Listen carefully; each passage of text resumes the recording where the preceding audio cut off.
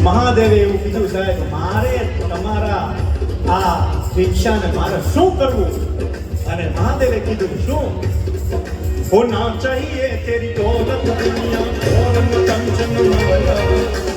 ने लाल का दर्श करा दे ने दर्शन को आया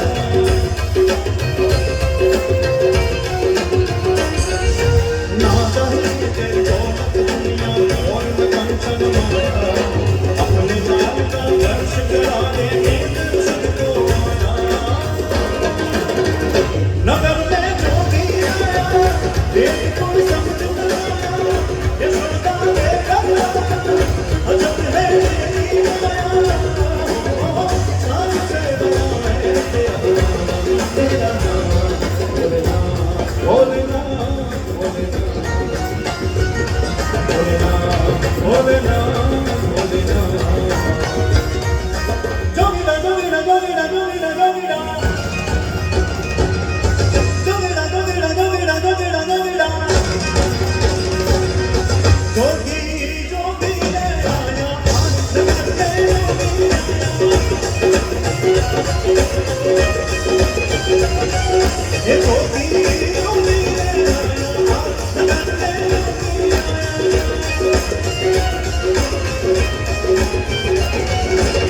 મહાદેવ કે માં તું જે કરી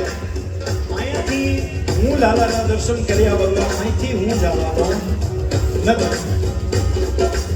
મહાદેવ ધૂણી દેખાડીને દેહે